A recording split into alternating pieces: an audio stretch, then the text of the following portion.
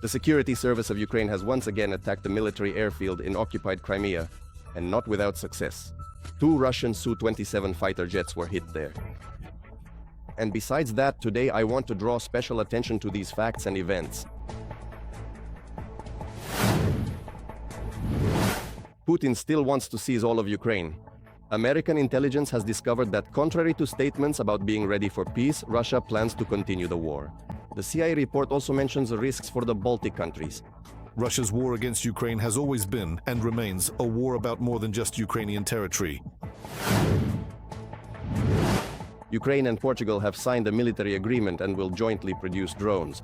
What else did the countries agree on during the Portuguese Prime Minister's visit to Kiev? We will make significant investments in Ukraine's defense industry. It will receive support from NATO over the next 10 years, which will help strengthen the economy. The fighting for Kupiansk continues. After a successful counterattack, Ukrainian forces secured positions in the city and are holding the defense. Combat medics are assisting the military, standing by around the clock to evacuate the wounded if necessary. Our comrades know that when they go out on combat missions, someone will definitely come for them and get them out, 100%. They have no doubt about that. Good evening, my name is Mikhail Baranov, and now for more details. The United States of America has proposed a format for joint peace talks with representatives from Ukraine, Russia, and possibly European countries. President Volodymyr Zelensky spoke about this. He noted that it would make sense to hold such a meeting after the results of the Washington-Kyiv talks in Miami are summed up. Zelensky also emphasized that it is necessary to protect not only Ukraine's sovereignty, but also the fundamental principles of Europe. Putin started this war and is prolonging it not just for our Donbass, but in order to prevent nations from making decisions about the fate of their own countries. He wants to decide everything himself, either personally or together with his friends. With people like him, Russia's war against Ukraine has always been and remains a war. It is about more than just the territory of Ukraine itself. And that is precisely why Russia will never be satisfied with this or that piece of our land, even if someone were to give it something as a gift. Negotiations between the delegations of the US, Ukraine, and Europe on establishing a just peace are ongoing in Miami. The previous round, which took place the day before, was described as constructive by the head of the Ukrainian group, Secretary of the National Security and Defense Council of Ukraine, Rustem Umerov. According to him, the involvement of European partners should strengthen Kyiv's negotiating position and give the process additional weight. I should note that today, U.S. Secretary of State Marco Rubio is also expected to join the negotiations. Donald Trump has also flown to Florida. The American president did not specify whether he would participate specifically in the Ukraine track. However, it is known that this weekend a meeting between American and Russian delegations is scheduled to take place in Miami. Putin's envoy Dmitriev has already arrived in Miami, where he will meet with Trump's representatives Steve Witkoff and Jared Kushner. He does not expect a breakthrough on the ceasefire issue. This weekend, German Foreign Minister Johann Wadephul, he called for a sober assessment of the situation and an analysis of the actions of the Russian Federation. At the same time, the German diplomat emphasized that the interests of Europe must also be taken into account in peace negotiations, so that peace is fair and sustainable not only for Ukraine, but for the entire continent. Switzerland is ready to serve as a neutral platform for negotiations on a just and lasting peace. This was stated by Felix Baumann, the Swiss ambassador to Ukraine and Moldova. The diplomat emphasized that a peaceful settlement depends on Russia's willingness to engage in substantive dialogue. If the peace conference in Switzerland becomes a concrete prospect, our country will be ready to consider all issues related to the immunity of heads of state and government. Switzerland has repeatedly condemned Russia's war against Ukraine. We have consistently worked and continue to work towards achieving a comprehensive, just, and lasting peace. And we consistently support the independence and territorial integrity of Ukraine. Felix Baumann, ambassador of Switzerland to Ukraine and Moldova, in an interview with Interfax Ukraine.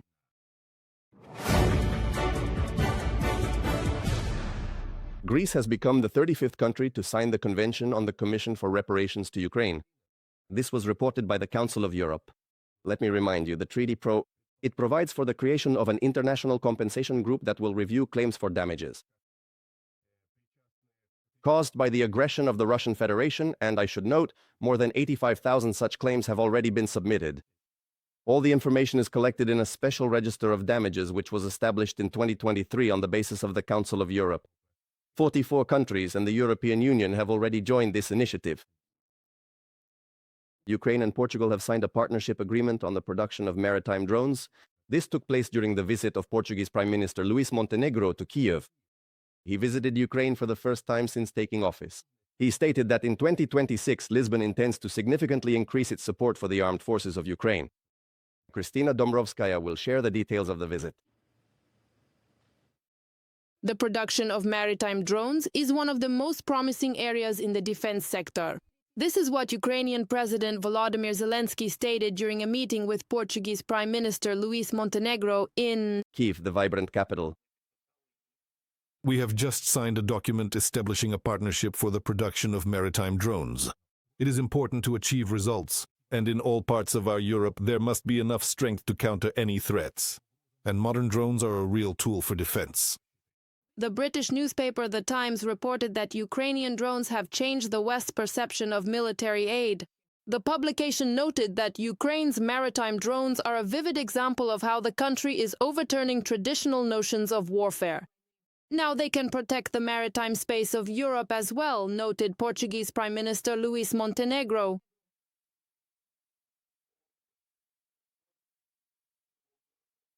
Today we have taken a new step to support Ukraine. We signed a joint agreement to launch a partnership for the production of maritime unmanned systems between Ukraine and Portugal. This deal will allow us to share expertise in this field within our technological competencies in order to protect maritime space. Luis Montenegro arrived in Kiev for the first time since taking office. As Prime Minister, he acknowledged that this visit is of particular significance, and he noted that Ukraine is currently in urgent need of financial assistance, and Portugal will continue to support Kiev both on a bilateral level and within various programs, social, political, and military. In particular, Portugal is participating in the PRL program, which allows the purchase of American weapons for Ukraine. Thus, following the 32nd meeting of the Ukraine Defense Contact Group in the Ramstein format, which took place on December 16th, Portugal announced a contribution of 10 million euros to the Czech initiative for UAVs. After the start of Russia's full-scale invasion, Lisbon allocated 270 million euros in military aid to Kyiv, according to Prime Minister Luis Montenegro. And in 2026, he promised to strengthen support for Ukraine in the economic and defense sectors. We will make significant investments in Ukraine's defense industry. It will receive support from NATO over the next 10 years, which will help strengthen the economy. President Zelensky understands that the defense sector is key to the country's military resilience, and we are ready to cooperate in this direction. We must work in the context of the globalization of the economy and promote the development of joint projects. It is precisely these sectors that I mentioned that have the greatest potential for partnership between Ukraine and Portugal. Portugal supports Ukraine's accession to the EU and NATO. In May 2024, the two countries signed a 10-year security agreement. Thus, Portugal became the 12th country with which Ukraine has signed a security cooperation agreement aimed at providing long-term support. As reported by the Portuguese publication Sapa, one of the points in the document states that Portugal has confirmed it will continue to provide military assistance to Ukraine. In addition to cooperation in the field of defense, it will also help Ukraine restore infrastructure damaged by Russian strikes. In particular, Lisbon will allocate 600,000 euros to support Ukraine's energy sector. This was reported by Prime Minister Julia Sviridenko following a meeting with her Portuguese counterpart, Luis Montenegro. The parties also agreed to continue working on an intergovernmental agreement to attract Portuguese business investments to the Ukrainian market.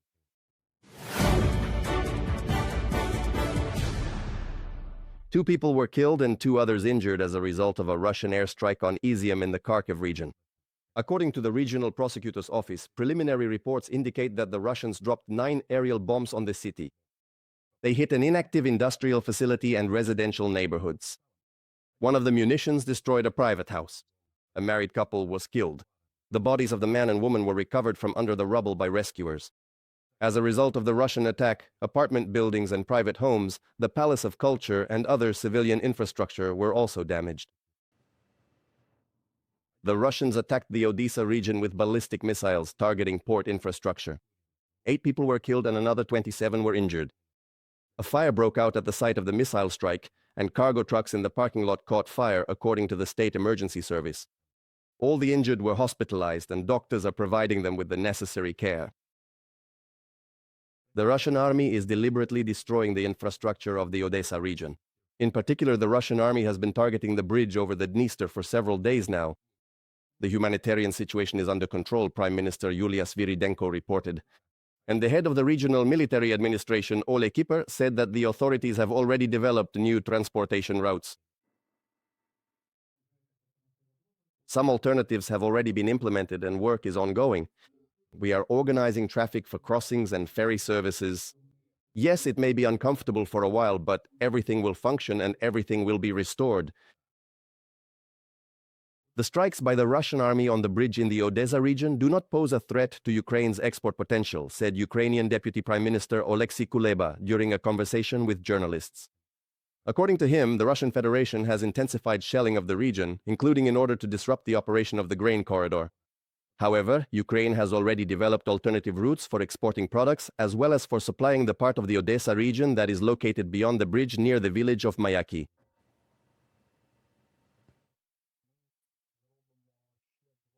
We will implement a separate plan to expand our logistical capabilities. Within a week, we will deploy 2 alternative logistics routes. One will be permanent, and the other will be a pontoon bridge. And within 2 months, we will create 2 more additional logistics routes so that we have more options for transportation support on both sides of the Dniester River. 1 person was killed and at least 11 were injured as a result of Russian shelling in the Zaporizhzhia region. Rescuers pulled one of the victims out from under the rubble. According to local authorities, 19 settlements came under fire. In just one day, the Russian Federation Army used more than 400 UAVs of various types in the region, as well as artillery and airstrikes. Residential buildings, cars, and infrastructure were damaged. Due to damage to the power line, the temporarily occupied Zaporizhzhia nuclear power plant lost power from the local power station. This was reported by the IAEA. The agency's report stated that the cause was military activity. Specialists were unable to inspect the site of the damage because Russian military refused to grant access to the facility.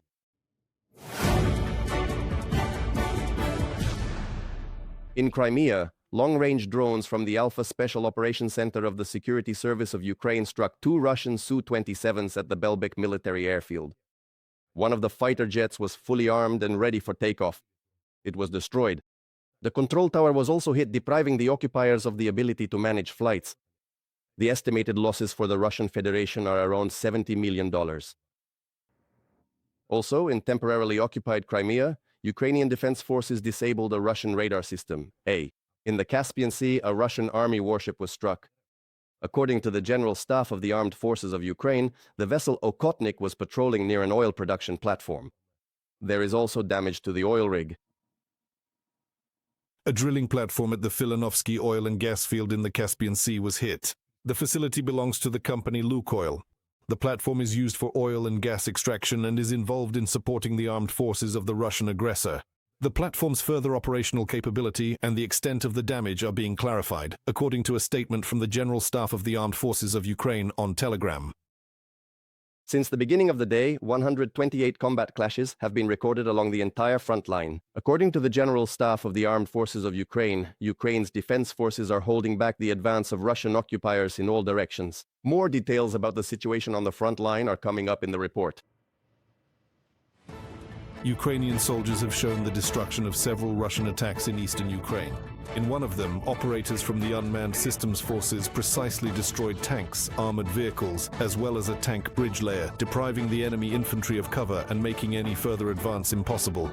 And in another sector of the front, the precise and coordinated actions of UAV operators and artillerymen eliminated 36 Russian soldiers whom their commanders sent on a futile assault against the defense forces' positions. Smart crowd. Leave with a slice.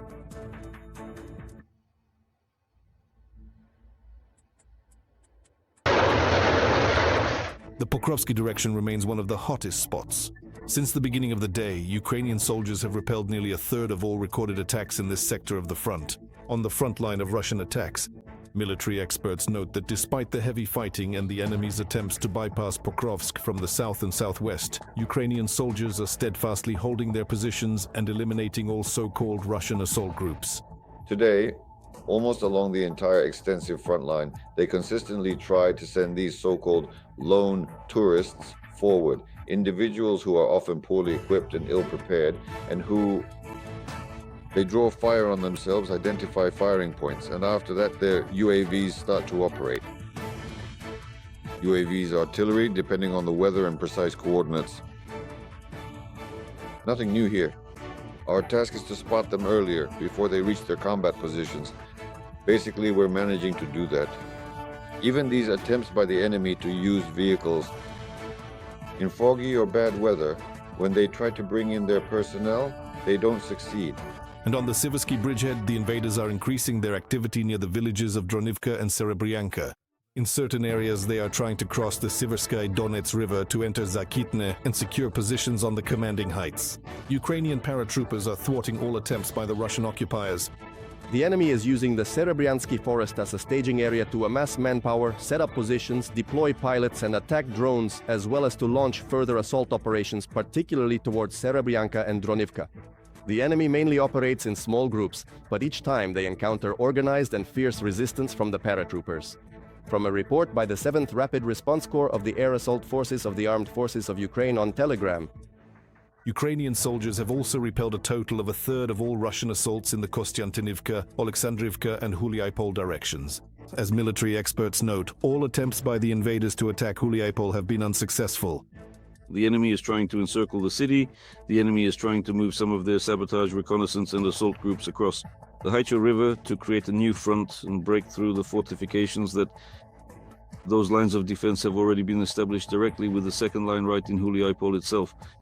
Obviously, this is to gain control of the settlement and cut off the road to Pokrovska. In the Lyman direction, the occupiers want to take control of the main cities at any cost. On this section of the front, in order to put pressure on the Kramatorsk-Sloviansk agglomeration. But as Ukrainian soldiers note, the enemy is only suffering huge losses, throwing infantry and armored vehicles into so-called meat assaults.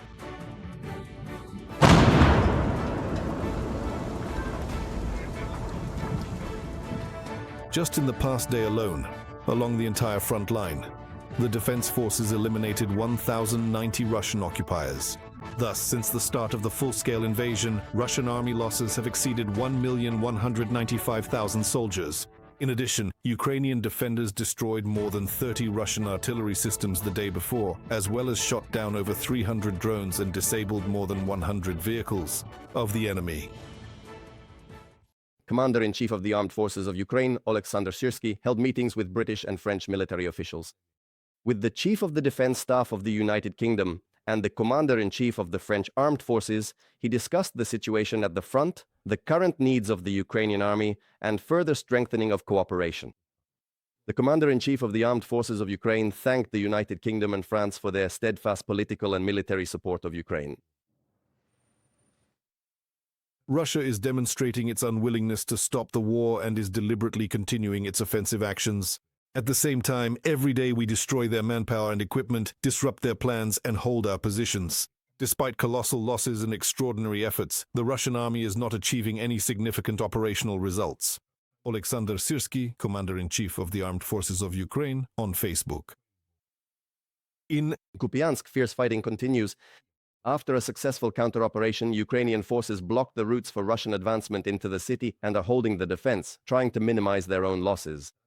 Combat medics from the Special Forces Regiment of the National Police are providing assistance to the military in order to evacuate wounded crew members. They are on duty around the clock. Natalia Belokudria documented the work of one of them. All right. That's right, let's turn around.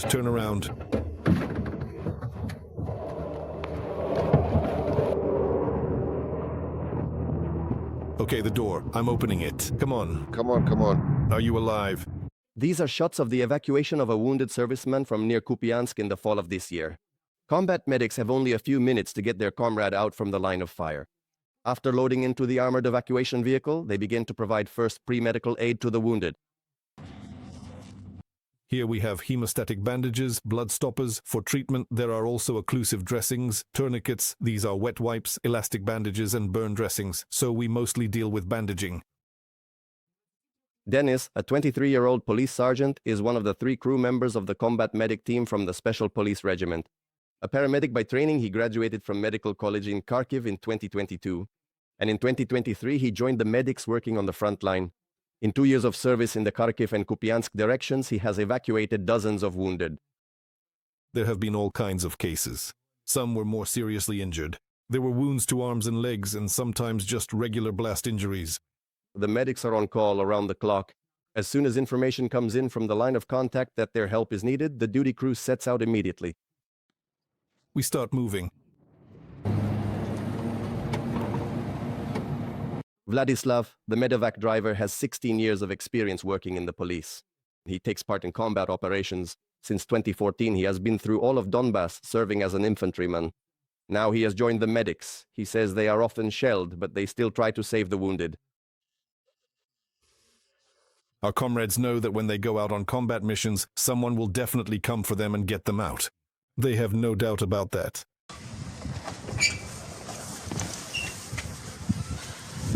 No, that's actually really quite good. No, that's actually quite good.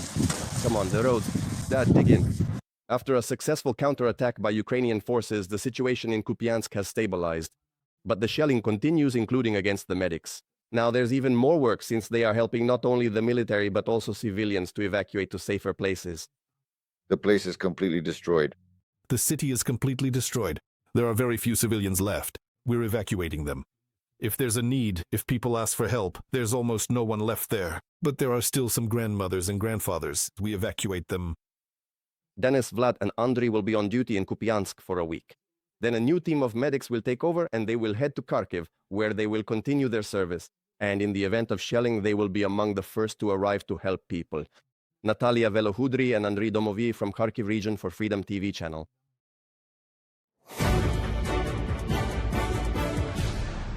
In Turkey, another Russian reconnaissance drone has crashed. This is already the 3rd such incident this week. The drone was discovered by farmers working in the field who handed it over to law enforcement officers. They transported the UAV to Ankara for a detailed technical inspection. There were no reports of casualties or property damage. The drone crashed in an uninhabited area. Let me remind you, the day before, a Russian Orlan drone was discovered just 50 kilometers from Istanbul. And earlier, Turkish fighter jets shot down uncontrolled UAVs flying in from the Black Sea. Despite Putin's statements about being ready for peace, he wants to seize all of Ukraine and the former Soviet republics. These are the assessments of American intelligence as reported by Reuters. Citing 6 sources, the agency reports that the Russian dictator does not plan to stop at seizing Ukrainian territories. According to intelligence data, Putin, first and foremost, will try to gain control over the Baltic countries. Poland is also among the Kremlin's military targets, according to CIA reports. Russia has turned its shadow fleet into a tool for espionage. Tankers delivering oil under the flags of third countries in the Mediterranean and Baltic seas may also be involved in sabotage against NATO states. This is reported by CNN. And among the crews, there may be recruited Russian agents. However, after successful operations by the Ukrainian Defense Forces, shadow tankers began changing their routes to avoid becoming the next legitimate target. Andriy Dmitrenko will tell you more about how Russia's criminal fleet is ceasing to be a source of profit and a tool for Russian provocations. Russian border guards crossed the Estonian border in the area of the Narva River in the northeast of the republic. The military personnel of the aggressor country arrived by boat at a pier near the village of Voshnarva and then returned to Russian territory, according to Estonian border guards. Tallinn considers this an incursion and a provocation, demanding explanations from Moscow. A note of protest has been sent to the aggressor country's embassy, and security along the borderline will be strengthened. To stop Russian provocations, it is necessary to strengthen support for Kyiv, which is resisting Moscow's aggression, and also not to give in to Russia, said the head of Estonia's Ministry of Foreign Affairs. Today, I do not see any real prospects for concluding and ratifying a border agreement between Estonia and Russia, and these risks will remain. Russia will undoubtedly take advantage of such opportunities. Our task is to clearly define what is our territory and what is Russia's territory, to keep the situation under control and not to give in to provocations. Margus Tsakna, Minister of Foreign Affairs of Estonia, in a comment to ERR. Russian soldiers have illegally crossed the NATO border for the first time, analysts at the Institute for the Study of War State. On October 10th, Tallinn had already recorded several servicemen from the aggressor country near its border. In the footage published by the Estonian side, it is clear that the uniforms of the soldiers are not the same as those of border guards. Analysts believe that responses to provocations should be considered at the NATO level. Of course, Estonia, the Estonian side, has taken all the necessary steps, diplomatic steps, whatever is necessary. They summoned Russian diplomats, and there, so to speak, discussions are taking place. They also announced that they might close the border with Russia. All these steps they have stated. But you see, this is hybrid warfare. It needs to be looked at very closely, but not by breaking it down into which country or which region or which district it happened in. You need to look at the bigger picture and say that this is very personal, this is NATO, this is the border. Russia has long been carrying out sabotage and provocations on the territory of alliance states. For this, Moscow in particular uses its shadow fleet, which transports oil in circumvention of sanctions. Ships under the flags of third countries sail in the waters of the Baltic and Mediterranean seas. The crews of these ships can spy on the infrastructure of NATO countries as well as prepare provocations, according to CNN. CNN has compiled information about recent actions. The Moron Company did this on one vessel by analyzing Ukrainian intelligence data, obtaining assessments from Western intelligence agencies, and also analyzing satellite images and maritime data. Security service employees state that placing armed individuals with military backgrounds on these ships is yet another tool in the Kremlin's arsenal of hybrid military technologies designed to destabilize the situation in Europe. From the CNN publication. Suspicious activity involving the company's tankers was noticed by Danish and Swedish intelligence services. In France, one of the ships was detained. According to law enforcement, the vessel was sailing under the flag of Benin but was unable to provide sufficient documentation proving its jurisdiction belonged to that country. Kyiv's partners are tracking the movement of these ships and adding them to sanctions lists. Almost 600 vessels are already under restrictions. We expect further expansion in upcoming packages, and we are confident that the European Union will consolidate its efforts. Their list and the Ukrainian list do not completely overlap. It is also important that, for example, Ukraine has gone further and sanctioned those tankers that do not fully fall under the definition of the shadow fleet, but still help the Russian Federation earn money. Accordingly, we may see the European Union also moving more actively in this direction, and, for example, start sanctioning vessels that have Western insurance but behave like part of the shadow fleet. On December 19th, Ukrainian drones attacked a shadow fleet tanker in the Mediterranean Sea, according to Freedom sources in the SBU. As a result of the strike, the ship sustained critical damage and can no longer transport sanctioned Russian oil. The agency stated that from the perspective of international law and the laws and customs of war, this is an entirely legitimate target. After the attack, the aggressor country began changing the routes taken by shadow fleet vessels in the Black Sea, moving them farther from the Ukrainian coast and closer to Turkey, according to the insider, citing shipping database sources.